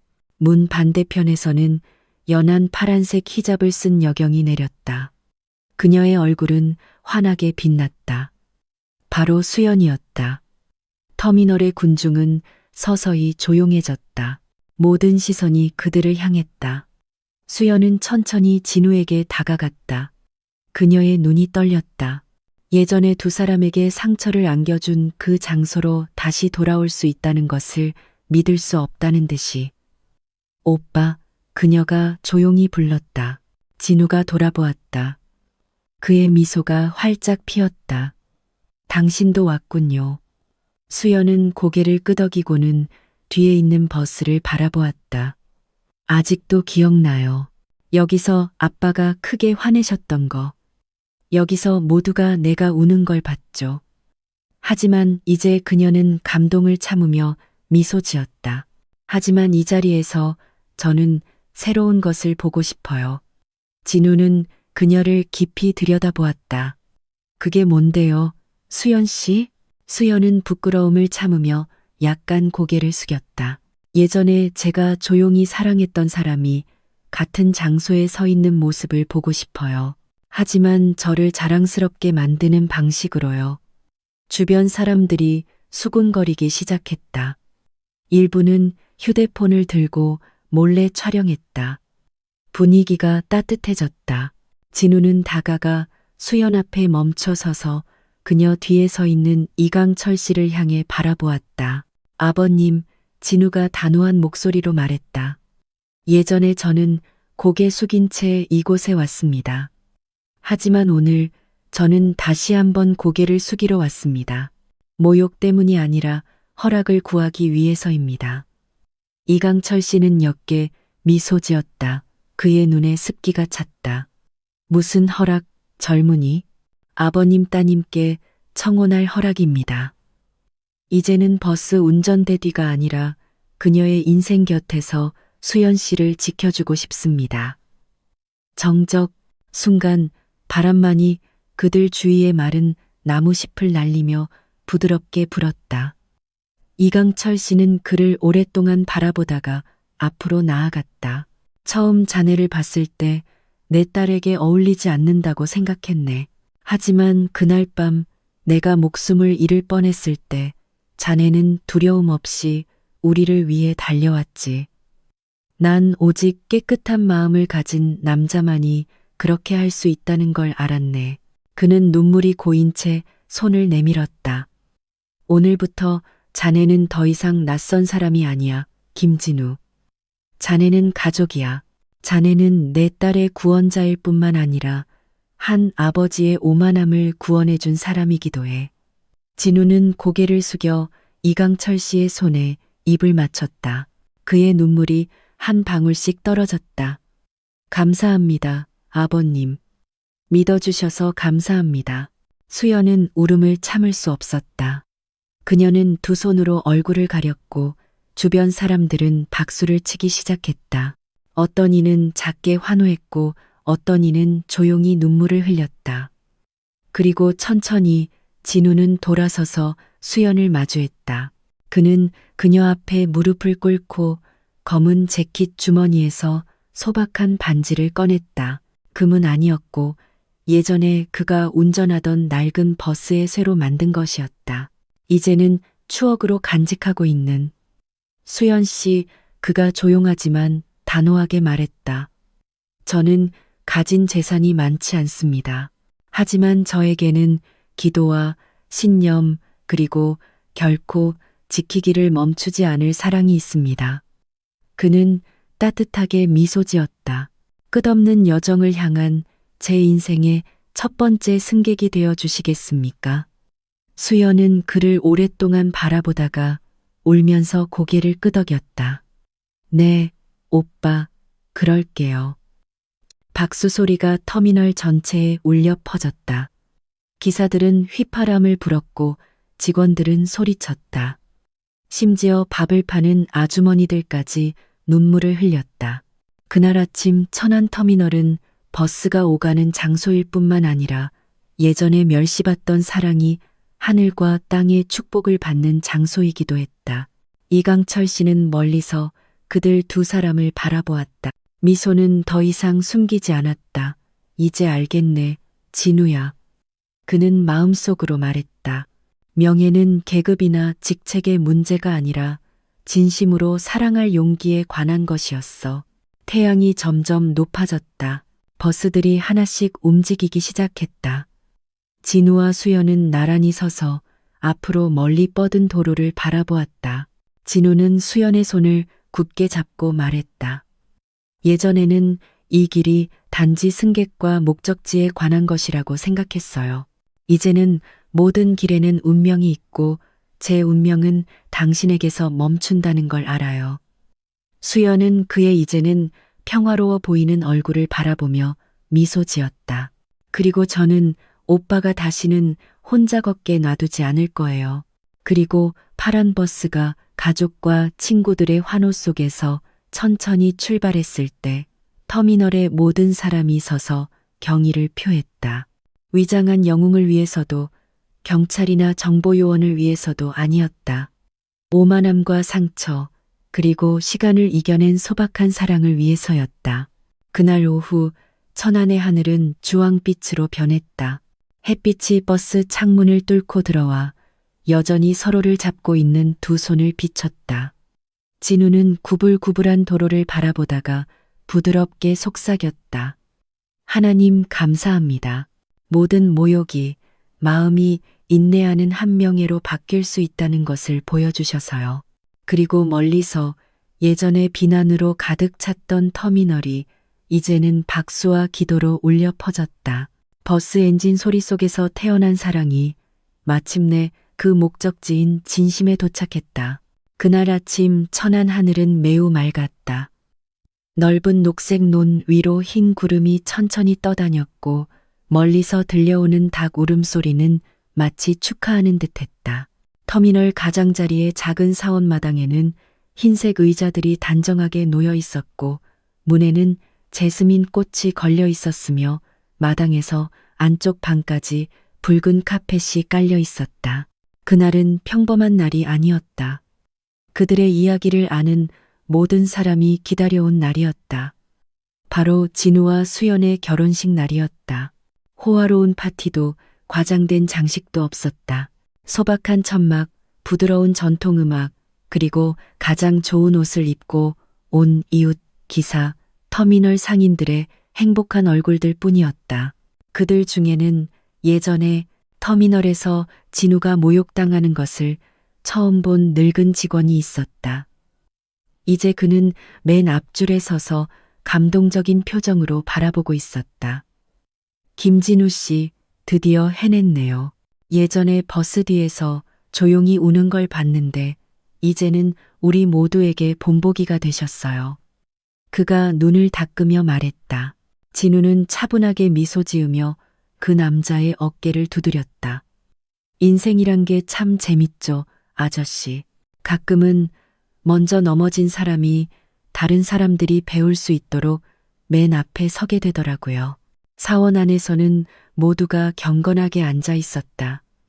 수연은 아버지의 걸음에 맞춰 천천히 걸었다. 흰색 베일 뒤로 그녀의 얼굴이 빛났다. 그녀의 눈에는 보는 사람의 마음을 안정시키는 작은 미소가 담겨 있었다. 이강철 씨는 딸의 손을 굳게 잡았다. 내 딸아, 아빠는 네가 자랑스럽다. 내 아비가 잘못 판단했을 때도 넌 충실했어. 수연은 눈물이 고인 채 그를 바라보았다. 예전에 아빠가 화내지 않으셨다면 저는 인내와 신념의 의미를 배우지 못했을 거예요. 그들은 주례 앞에 멈췄다. 진우는 소박한 흰색 정장을 입고 똑바로 앉아 있었다. 그의 얼굴은 깨끗했지만 눈에는 여전히 과거의 상처가 남아 있었다. 이제는 굳건함으로 변한 상처. 주례가 부드러운 목소리로 식을 시작했다. 기도가 울려 퍼졌다. 모두가 조용했다. 창문에서 부드러운 바람이 불어와 걸려있는 흰 천 끝을 흔들었다. 주례가 마이크를 잡고 혼인 서약을 낭독했을 때 시간은 잠시 멈춘 듯했다. 신랑 김진우 군과 신부 이수연 양은 부부의 연을 맺겠습니다. 진우는 깊은 숨을 내쉬고 단호하고 떨리는 목소리로 대답했다. 네, 맹세합니다. 잠시 정적이 흐른 뒤 환호와 박수 소리가 방 전체에 울려 퍼졌다. 수연은 고개를 숙였다. 눈물이 참을 수 없이 떨어졌다. 그녀 뒤에서 이강철 씨는 얼굴을 가렸다. 그의 어깨가 떨렸다. 그의 눈물은 슬픔 때문이 아니라 안도감 때문이었다. 그날 그는 마침내 예전에 모욕했던 남자에게 딸을 넘겨주었기 때문이다. 오히려 그의 생명의 보호자가 된 남자에게. 식이 끝난 후 모두가 사원에서 나와 마당으로 향했다. 그곳에서 천안터미널은 소박한 파티 장소로 변해 있었다. 기사들은 버스에 리본과 형형색색의 풍선을 달아 장식했다. 경적이 마치 갓 맺어진 두 사람에게 인사하듯 울려 퍼졌다. 그 북적임 속에서 한밥집 아주머니가 떡 케이크가 담긴 큰 쟁반을 놓았다. 김진우 씨, 이수연 씨, 이 떡 케이크 드세요. 두 분을 위한 저희의 기도예요. 평생 부족함 없이 살고 사랑이 영원하기를 바라요. 진우는 감동하여 고개를 숙였다. 감사합니다, 아주머니. 예전에 제가 아주머니 가게에서 외상으로 밥을 자주 먹었는데 한 번도 화내지 않으셨죠. 아주머니는 그의 어깨를 두드리며 웃었다. 아이고, 당신이 좋은 사람인 걸 내가 알았지. 봐요, 이제. 그 빚은 기도로 다 갚았네. 늦은 오후가 되자 행사는 끝났다. 사람들이 집으로 돌아가기 시작했다. 하늘은 주황빛으로 변했고 사원에서 저녁 기도 소리가 부드럽게 들려왔다. 깨끗하게 세차되고 꽃으로 장식된 파란 버스 앞 터미널 가장자리에서 진우와 수연은 나란히 앉아 있었다. 수연은 남편의 어깨에 기댔다. 오빠, 예전에는 이 터미널이 싫었어요. 이 장소를 볼 때마다 숨이 막혔는데 지금은 정말 평화로워요. 진우는 앞에 있는 버스를 바라보며 미소 지었다. 왜냐하면 예전에 이곳은 우리 상처의 증인이었고 오늘 같은 장소는 우리 행복의 증인이 되었으니까요. 그는 잠시 침묵했다가 오후 하늘을 바라보았다. 사람들 말이 맞았네요. 우리가 인내하면 상처를 줬던 곳조차도 감사하는 장소로 변할 수 있다는 거요. 수연은 그의 얼굴을 바라보다가 조용히 말했다.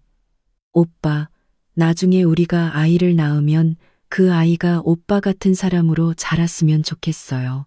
오빠의 제복 때문이 아니라 오빠의 마음 때문에요. 진우가 돌아보며 따뜻하게 미소 지었다. 우리 아이가 딸이라면 엄마처럼 강했으면 좋겠어요. 아들이라면 자존심 없이 사랑하는 법을 배웠으면 좋겠고요. 그들 두 사람은 작게 웃고는 조용해졌다. 오직 저녁 바람 소리만이 함께했다. 이강철 씨가 멀리서 따뜻한 차 두 잔을 들고 다가왔다. 너희들 아직도 여기 있었구나. 진우는 일어나 장인어른께 정중하게 인사했다. 감사합니다, 아버님. 아버님이 아니었다면 저는 아마 자존심에 대해 배우지 못했을 겁니다.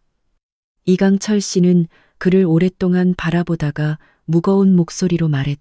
진정한 자존심은 우리 지기가 얼마나 높은지에 관한 것이 아니라 우리를 넘어뜨렸던 사람을 얼마나 깊이 용서할 수 있는지에 관한 거야. 그는 진우의 어깨를 가볍게 두드렸다. 그리고 자네는 그걸 증명했네. 밤이 왔다. 터미널의 불빛이 켜져 이제는 비어있는 버스를 비췄다. 지붕 위에서 작은 깃발이 밤바람에 춤추듯 펄럭였다. 멀리서 안내 방송이 울려 퍼졌다. 부산행 버스가 곧 출발합니다. 승객 여러분께서는 1번 승강장에서 준비해 주시기 바랍니다. 수연은 그 소리를 듣고 미소 지었다. 저 소리는 항상 제가 오빠를 처음 봤을 때를 생각나게 해요. 진우는 그녀를 부드럽게 바라보았다. 그리고 저는 그날을 절대 잊지 못할 거예요. 제가 겪었던 모든 여정 중에서 당신과 함께하는 여정이 가장 아름다운 목적지였으니까요. 수연은 그의 손을 굳게 잡았다. 절대 변하지 마세요, 오빠. 진우는 이제 별들로 가득 찬 하늘을 바라보며 미소 지었다. 당신이 제 곁에 있는 한 저는 절대 변하지 않을 거예요. 당신은 제 사랑일 뿐만 아니라 제 인생의 방향이기도 하니까요. 그는 위를 쳐다보며 나지막이 속삭였다. 하느님, 감사합니다. 모든 모욕이 감사히 여겨진다면 영광으로 변할 수 있다는 것을 보여주셔서요. 인내하는 자가 마침내 승리한다는 것을 증명해 주셨습니다. 그리고 어둑어둑한 천안의 밤하늘 아래 두 사람은 터미널 벤치에 함께 앉아 있었다. 그들의 긴 여정에 감사하며 상처에서 기도로, 모욕에서 축복으로, 인내에서 행복으로 이어진 여정. 여러분, 이것으로 오늘 이야기는 끝입니다. 이 이야기가 우리 모두에게 의미 있는 삶의 교훈이 되기를 바랍니다. 이 영상이 마음에 드셨다면 좋아요 버튼을 누르고 친구들과 공유하며 지혜의 샘 채널을 구독하여 흥미롭고 의미 있는 다른 이야기들을 놓치지 마세요. 시간을 내주셔서 대단히 감사합니다. 안녕히 계십시오.